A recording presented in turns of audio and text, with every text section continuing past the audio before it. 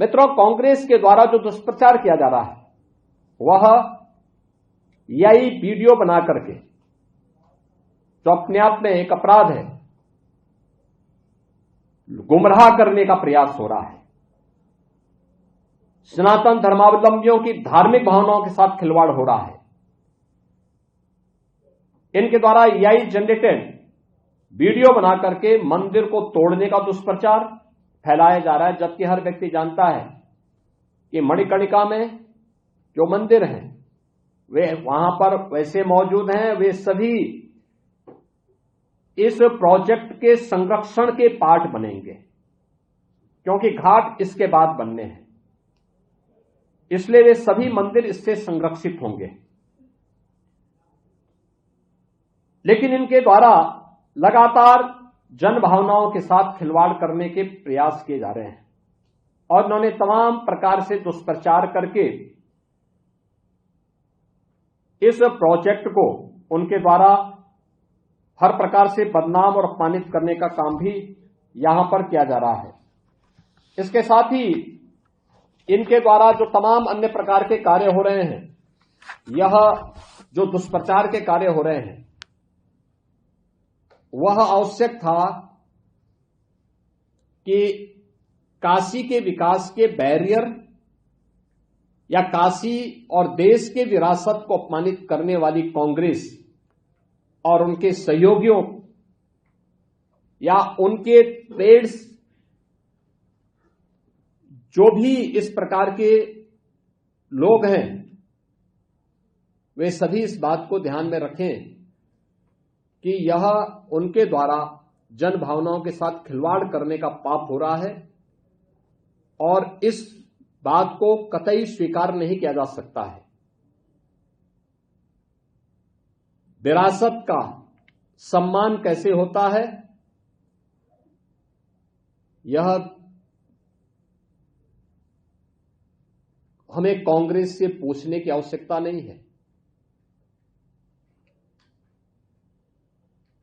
अयोध्या में श्री राम जन्मभूमि पर भगवान श्री राम का 500 वर्षों के बाद मंदिर निर्माण का कार्य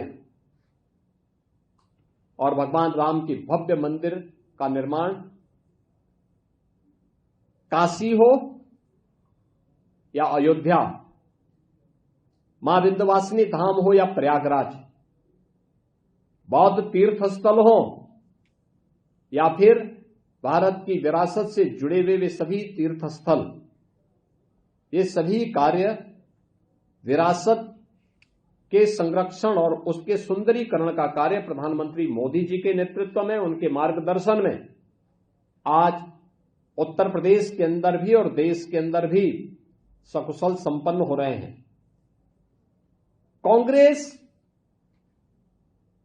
के द्वारा इस प्रकार की अनर्गल टिप्पणी करना, उसके नेताओं के इस प्रकार के बचकाने बयान और बचकानी हरकतों को देख करके हमें उन पर हंसी भी आती है और दया भी आती है। यानी इनका यह कृत्य वैसे ही है जैसे 100 चूहे खाकर बिल्ली हज करने चली, और यही स्थिति इन लोगों की है। जिन लोगों ने विरासत का सदैव अपमान किया, आज वे विकास के इन कार्यों को बाधा पैदा करने के लिए, और ये केवल मणिकर्णिका के नहीं। देखिए, सच्चाई तो ये है कि ये लोग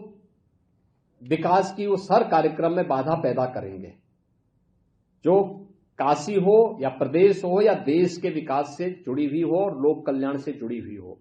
आम जनमानस के जीवन में व्यापक परिवर्तनकारी हो।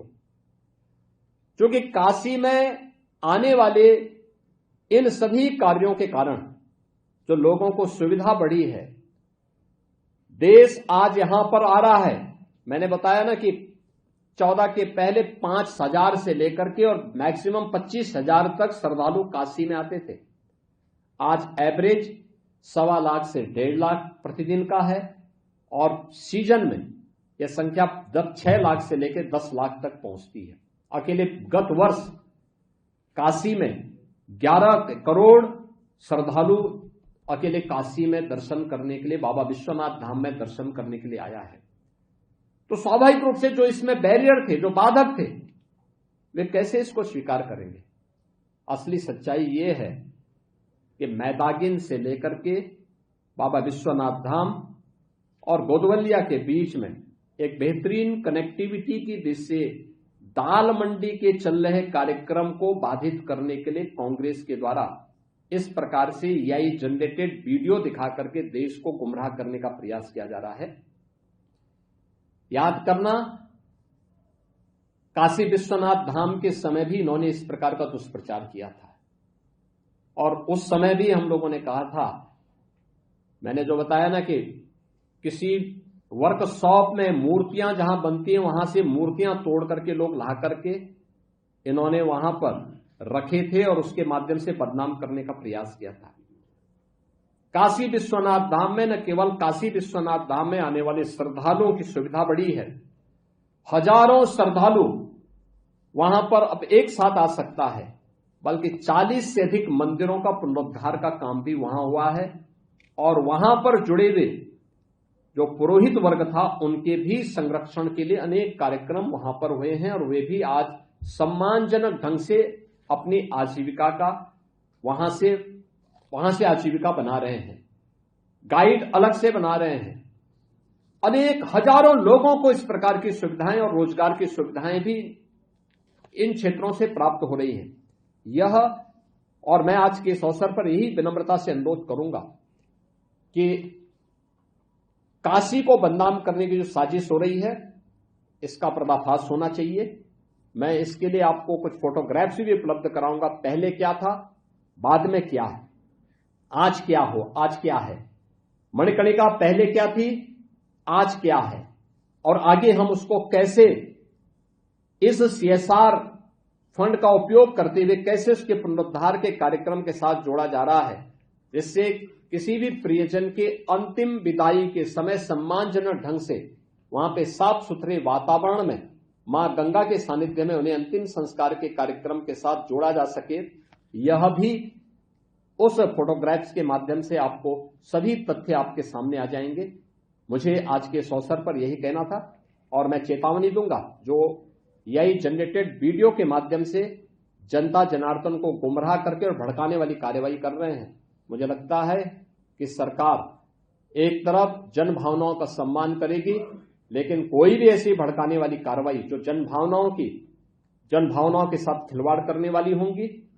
और लोगों को भड़काने वाली होंगी, उसको भी स्वीकार नहीं करेगी।